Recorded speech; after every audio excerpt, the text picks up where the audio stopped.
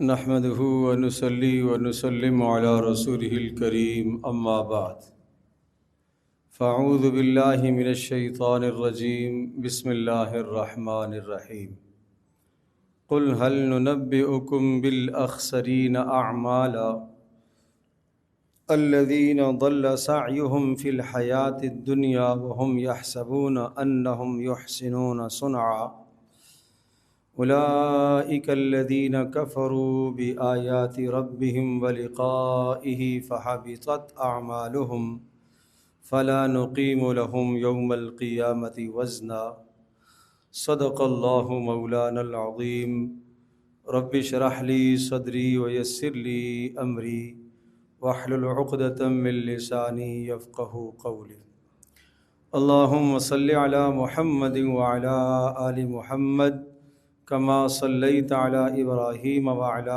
آل إبراهيم إنك حميد مجيد اللهم بارك على محمد وعلى آل محمد كما باركت على إبراهيم وعلى آل إبراهيم إنك حميد مجيد۔ گرامی قدر حاضرین و سامعین، سورۃ الکہف کی 2 آیات مقدسہ اس وقت کی نشست میں تلاوت کی گئی ہیں۔ ان آیات مقدسہ میں اللہ تبارک تعالی نے ان لوگوں کی خبر دی ہے کہ جو اس دنیا میں محنت تو کرتے ہیں مگر ان کے اعمال ضائع کر دیے جاتے ہیں۔ جو لوگ اس دنیا میں محنت تو کرتے ہیں، نیک اعمال کرنے کی کوشش کرتے ہیں اور کسی نہ کسی درجے میں وہ اپنے اعمال میں نیک عمل کا ذخیرہ ڈالنے کی کوشش کرتے ہیں اور اس خیال سے کہ یہ نیک عمل ہمیں آخرت میں کام آ جائے، مگر قرآن کریم کی یہ آیات بینات ہمیں یہ بتا رہی ہیں کہ ان لوگوں کے یہ اعمال ضائع ہو جاتے ہیں۔ دیکھنا یہ ہے کہ کہیں ہمارا شمار ان لوگوں میں تو نہیں ہے کہ جو اعمال کریں، محنت بھی کریں مگر محنت کا ثمرہ کچھ بھی حاصل نہ ہو، اپنے آپ کو تھکائیں اور اپنے آپ کو مشقت میں ڈالیں اور سردیوں کی تکالیف اور مشقت برداشت کر کے باوضو ہوں اور اپنے گھر کی تنگ دستی کے باوجود بھی صدقہ کریں مگر جب اللہ کے یہاں پہنچیں تو ان کے اعمال ضائع ہوں۔ مثال اس شخص کی سی ہے کہ جو صبح سے لے کر شام تک محنت کرے، مزدوری کرے، اپنے آپ کو تھکائے اور خوب اس کا پسینہ بھی نکلے، اسے گرمی بھی لگے، سردی کو بھی برداشت کرے مگر شام کو ایک پائی پیسہ ہاتھ نہ۔ کتنا محروم القسمت ہے یہ آدمی، کتنا محروم القسمت ہے کہ انسان عمل کرے اور ہاتھ کچھ نہ آئے۔ اللہ ہماری حفاظت فرمائے، اللہ ہماری حفاظت فرمائے۔ محنت کا ثمرہ ہر آدمی دنیا میں چاہتا ہے۔ 1 گھنٹہ کوئی مزدوری کرنا چاہتا ہے، 2 گھنٹے کوئی مزدوری کرتا ہے تو وہ اس کا ثمرہ چاہتا ہے۔ ایک آدمی کسی کے پاس مدد کے لیے جاتا ہے اور اس کی مدد کر کے مزدوری تو نہیں چاہتا، اللہ کے لیے مدد کرتا ہے، مگر 2 تسلی کے بول وہ بھی چاہتا ہے کہ جس کی میں نے خدمت کی ہے کم از کم جزاک اللہ تو مجھے کہہ دے، اتنا تو وہ بھی تقاضا کرتا ہے۔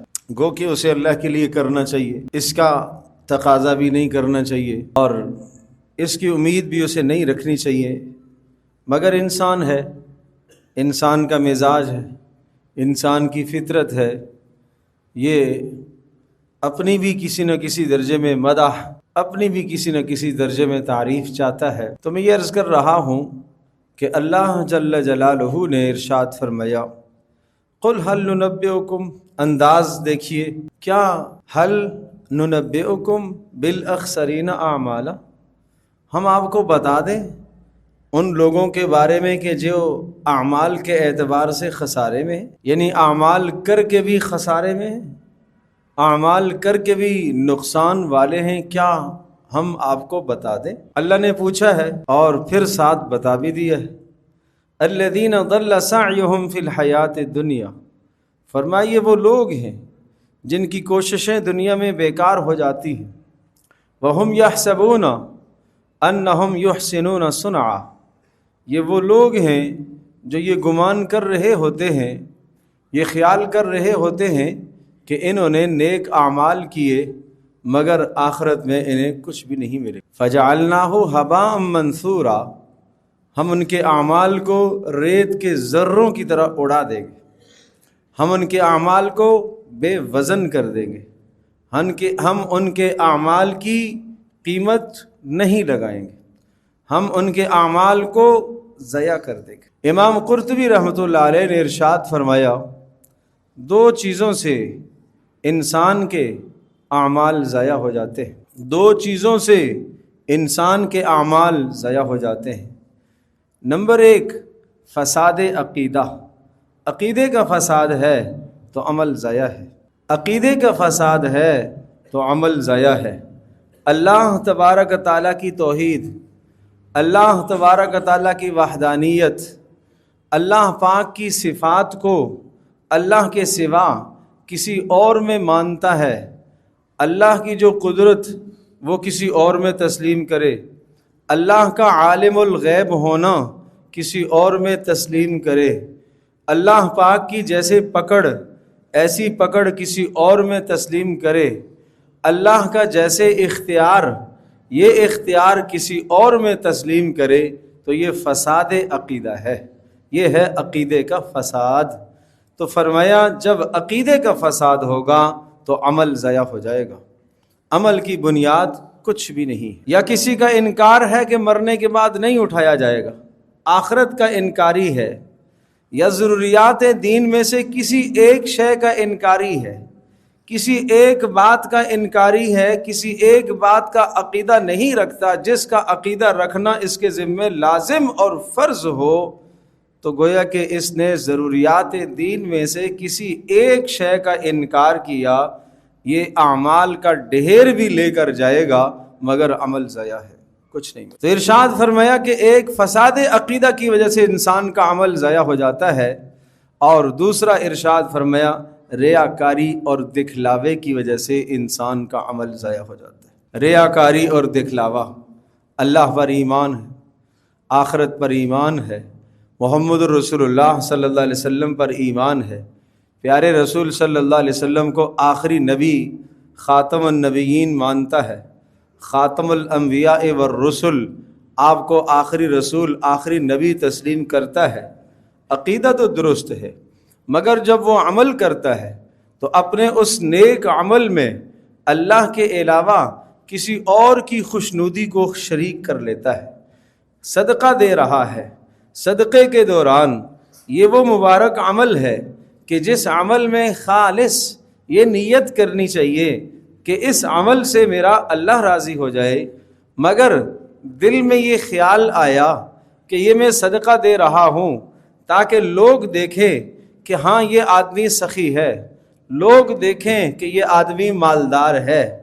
अगर सिर्फ ख्याल आया और चला गया, कोई गिरफ्त नहीं है, कोई मुआख़ज़ा नहीं है, कोई पकड़ नहीं है, मगर जो ख्याल आया उस ख्याल के जज्बे में अमल किया, अमल के साथ वो ख्याल का जज्बा भी मिला हुआ था, अब अमल ज़ाया हो गया, अब अमल बर्बाद हो गया, इस अमल पर कुछ भी नहीं मिलेगा।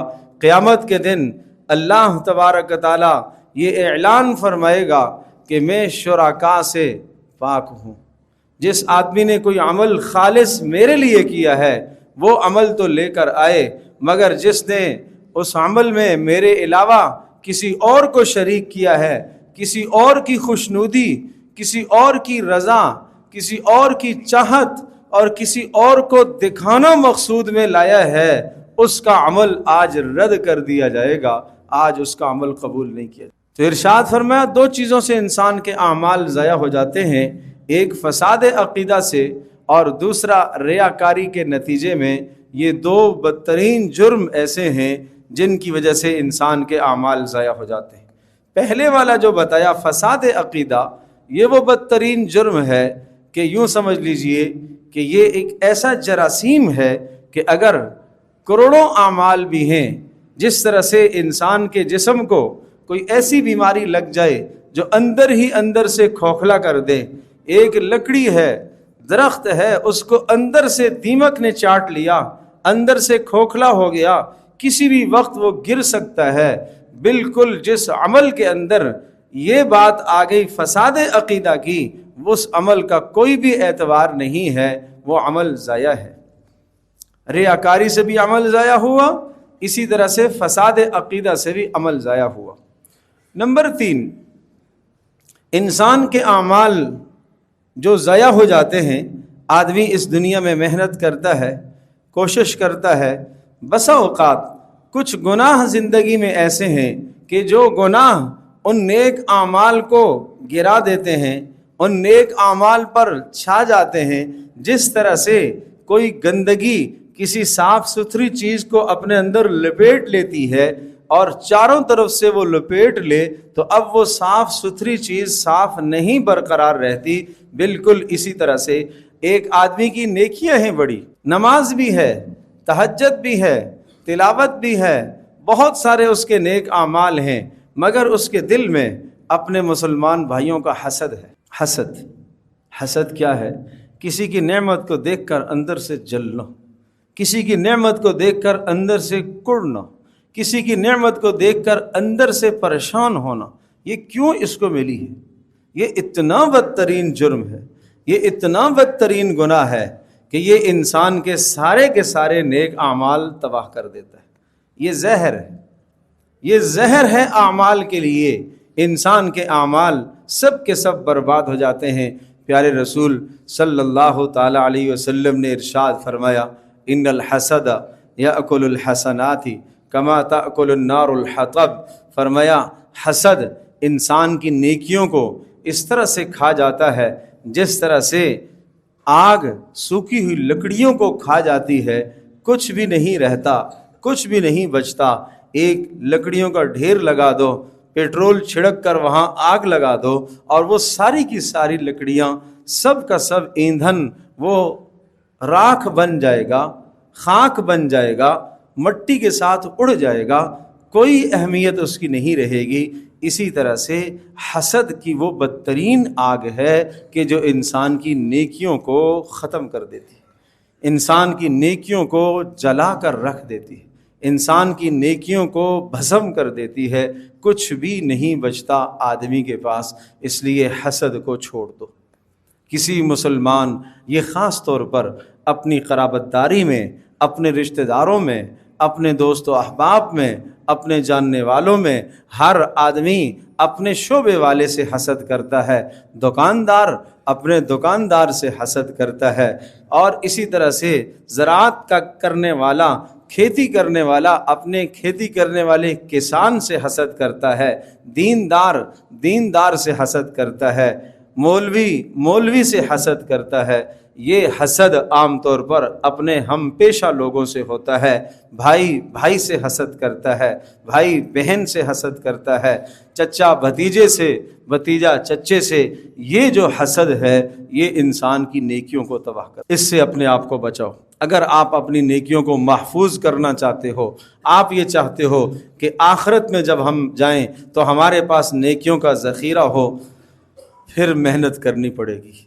نیکی کرنا کافی نہیں ہے، نیکی کو سنبھالنا بھی ضروری ہے۔ آپ جاب کرتے ہیں، آپ محنت کرتے ہیں، آپ مزدوری کرتے ہیں، آپ اچھا کماتے ہیں، مگر اچھا کمانے کے ساتھ ساتھ ضروری ہے کہ آپ اپنے پیسے کو سیو بھی تو کریں، آپ اپنے پیسے کو محفوظ کرنا بھی تو جانتے ہو۔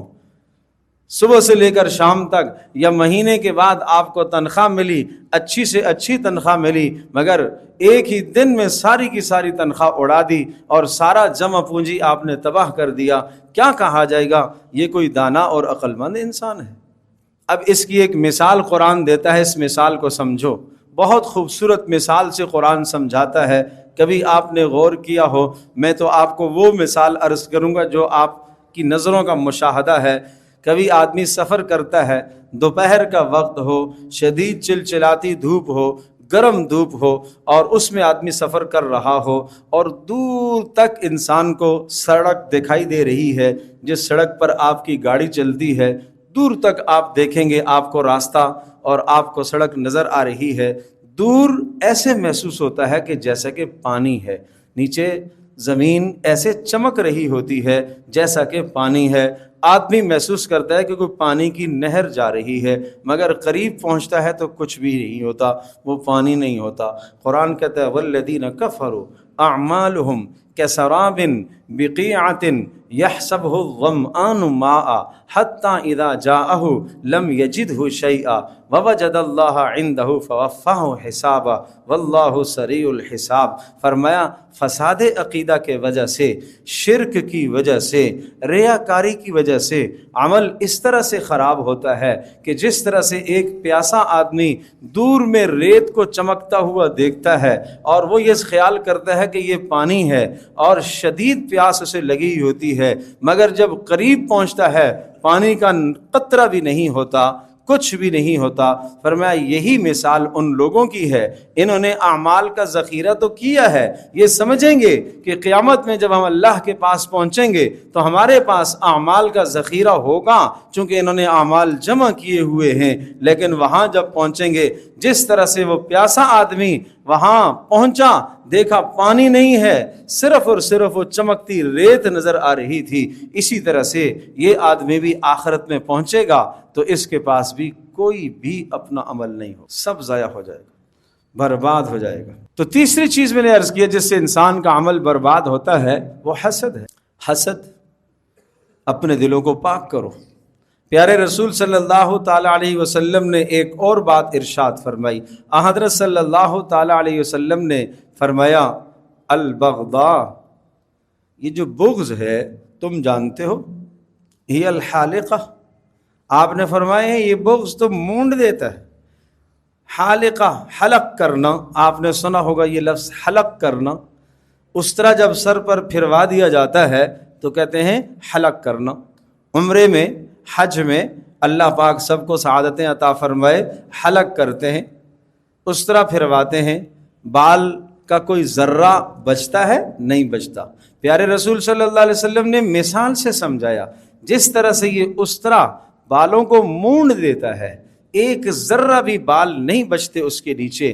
فرمایا اسی طرح سے یہ بغض آدمی کے دین کو بھی مونڈ دیتا ہے، یہ بھی آدمی کے دین کو ختم کر دیتا ہے، یہ بھی آدمی کی نیکیوں کو ختم کر دیتا ہے.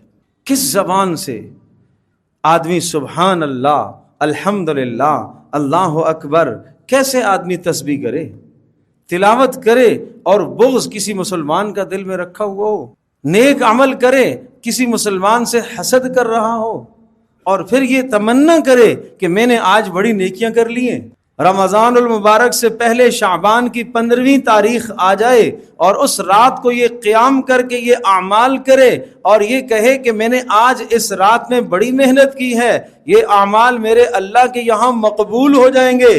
شرک کی وجہ سے اس کا عمل ضائع، بد عقیدگی کی وجہ سے اس کا عمل ضائع، ریاکاری کی وجہ سے اس کا عمل ضائع، حسد کی وجہ سے اس کی نیکیاں تباہ، بغض کی وجہ سے اس کا دین تباہ، کچھ بھی نہیں بچے گا.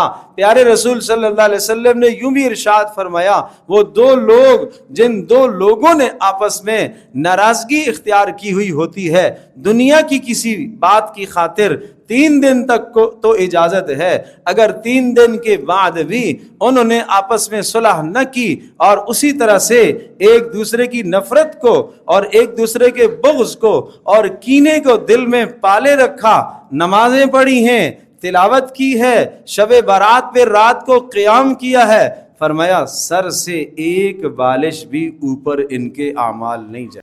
دنیا میں ہم دیکھتے ہیں ہر شے کا ایک قانون ہے، ہر شے کا ایک ضابطہ ہے، درخواست دینے کا ایک قانون ہے. آپ نے اپنی نوکری کے لیے درخواست دینی ہے، بھائی درخواست دینے والوں، درخواست لینے والوں نے کوئی اصول بنایا ہوا ہے، کوئی ضابطہ بنایا ہوا ہے. اس ضابطے کو، اس اصول کو اگر آپ سامنے رکھ کر اپنی درخواست پیش کرتے ہیں تو آپ کی درخواست قبول کر لی جائے گی، اس پر غور کیا جائے گا، نظر کیا جائے گا، دیکھا جائے گا. مگر آپ نے ان اصولوں میں سے ایک کی بھی پاسداری نہیں کی تو کیسے آپ توقع کریں گے؟ اللہ تبارک تعالیٰ نے اعمال کی قبولیت کے لیے کچھ اصول ضابطے بنائے ہیں، کچھ قوانین اللہ پاک نے بنائے ہیں، اگر ان قوانین کے مطابق بندہ عمل کرتا ہے تو وہ عمل اللہ کے یہاں پہنچتا ہے، قبول ہوتا ہے، اور اگر ان قوانین سے ہٹ کر عمل ہوتا ہے عمل رد کر دیا جاتا ہے۔ اسی طرح سے وہ عمل جو پیارے رسول صلی اللہ تعالی علیہ وسلم کی سنت کے خلاف ہو اس عمل کو بھی قبول نہیں کیا جاتا، رد کر دیا جاتا۔ جس عمل میں بدعت کا شائبہ ہو، جس عمل میں بدعت کی آمیزش ہو، پیارے رسول صلی اللہ تعالی علیہ وسلم کی سنت مبارکہ سے ہٹ کر ہو، ہے تو بڑا خوبصورت، ہے تو اخلاص سے کیا ہوا، ہے تو بڑی محنت سے کیا ہوا، بڑی دل جمعی سے اور دل لگی سے یہ عمل اس نے کیا ہے، مگر ہے رسول اللہ صلی اللہ علیہ وسلم کی سنت کے خلاف، اس عمل کو بھی رد کر دیا جائے گا، مردود کر دیا جائے گا، رد کر دیا جائے گا، نہیں قبول کیا جائے گا۔ نماز جمعہ ہے، روزانہ ہم ظہر کے وقت میں 4 رکعتیں ادا کرتے ہیں اور جمعے کے دن ہم 2 رکعتیں ادا کرتے ہیں۔ اچھا 2 اور ادا کر دی، اگر آج بھی ہم نے 4 ادا کر دی، آپ سب کہیں گے نہیں بھائی نماز نہیں ہوئی، دوبارہ پڑھو۔ کیوں؟ اس لیے کہ پیارے رسول صلی اللہ تعالی وسلم کی تعلیم کے خلاف، آپ کی تعلیم کے خلاف۔ روزانہ ظہر میں جب ہم نماز پڑھتے ہیں تو امام آہستہ قرات کرتا ہے، مگر جمعے کو زور سے قرات کرتا ہے، اونچی آواز سے سورۃ الفاتحہ اور 7 سورت پڑھتا ہے۔ اگر آہستہ آواز سے قرات کر دی تو آپ سب کہیں گے نہیں جی نماز نہیں ہوئی، 2 کے بجائے 4 پڑھ لی تو کون سا میں نے جرم کیا ہے، کون سا کوئی گناہ کیا ہے، نماز ہی زیادہ کی ہے، تسبیح زیادہ ہوئی ہے، سجدے ہی زیادہ ہوئے ہیں اور رکوع ہی زیادہ ہوا ہے۔ آپ کہیں گے نہیں دوبارہ، کیوں؟ خلاف سنت۔ اذان ہوئی ہے، آخری کلمہ آپ نے پڑھا لا الہ الا اللہ، اس پر مؤذن نے اذان ختم کر دی، اگر مؤذن ملا دے ارے ہمیشہ لا الہ الا اللہ کے ساتھ محمد رسول اللہ جڑتا ہے، یہاں پر بھی محمد رسول اللہ جوڑ دیتا ہوں، کیا ہوگا؟ محمد ہی کا نام لیا ہے، رسول اللہ ہی کا نام لیا ہے، تو آپ کیا کہیں گے؟ اذان درست ہے؟ یہ غلط ہے۔ کیوں؟ اس لیے غلط ہے کہ سنت کے خلاف۔ تو یاد رکھیے گا جب عمل سنت کے خلاف ہوگا تو وہ عمل آپ کا رد کر دیا جائے گا، وہ دیکھنے میں خوبصورت کیوں نہ ہو، وہ دیکھنے میں اچھا کیوں نہ ہو، وہ دیکھنے میں بھلا کیوں نہ لگتا ہو، مگر وہ دیکھنے میں نیک ہی کیوں نہ ہو، یہ مت کہا کرو کہ کیا ہوا، میں نے کیا کیا۔ خلاف سنت کر کے آپ اس سے کیسے توقع کریں گے کہ یہ عمل اللہ کے یہاں مقبول ہے؟ وہ تو مردود ہے، وہ تو رد کر دیا جائے گا، وہ عمل اللہ کے یہاں قبول نہیں ہوگا۔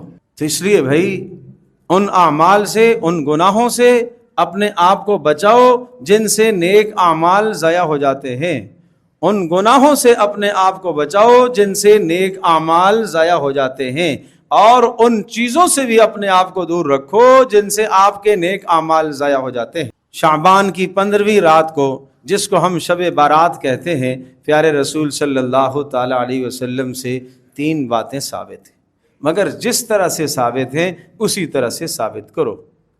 فرض کو فرض کا درجہ دیا کرو، سنت کو سنت کا درجہ دیا کرو، مستحب کو مستحب کا درجہ دیا کرو۔ مستحب کو تم فرض پر لے کر آؤ گے تو یہ بھی رسول اللہ صلی اللہ علیہ وسلم کے دین کے اندر تبدیلی کر دی آپ نے۔ جس چیز کو رسول اللہ صلی اللہ علیہ وسلم نے مستحب کا درجہ دیا ہے اس کو فرض کا درجہ مت دو۔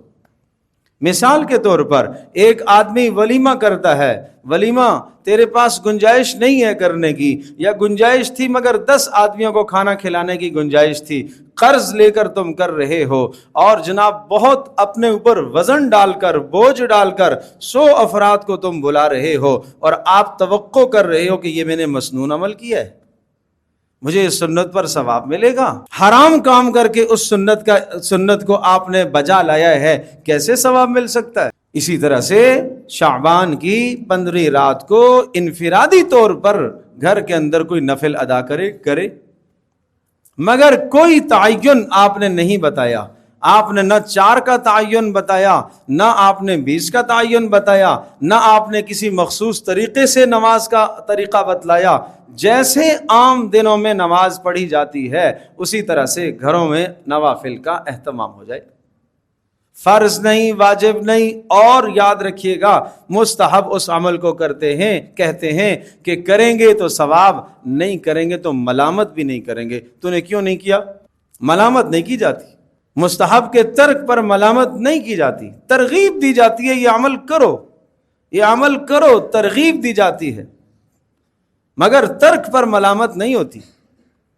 روزہ رکھا ایک آدمی نے جمعرات کے دن، ٹھیک ہے جی روزہ رکھنا سنت ہے، اچھی بات ہے، مگر ایک آدمی نے روزہ نہیں رکھا، ملامت کرنا جائز نہیں۔ کیوں نہیں رکھا؟ تو ترغیب دو، یہ عمل ترغیبی ہے۔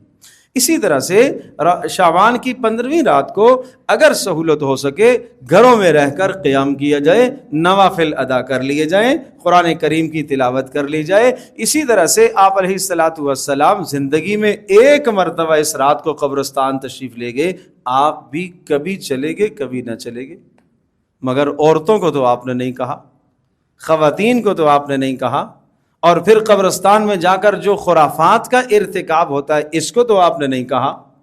ابوبکر صدیق رضی اللہ تعالی عنہ کا وصال جب ہونے لگا، حضرت عائشہ رضی اللہ تعالی عنہا نے اپنے والد محترم ابوبکر صدیق رضی اللہ تعالی عنہ کے لیے کفن کا انتظام کرنا چاہا اور نئی چادروں کی تمنا فرمائی، تو فرمایا عائشہ پریشان کیوں ہوتی ہو؟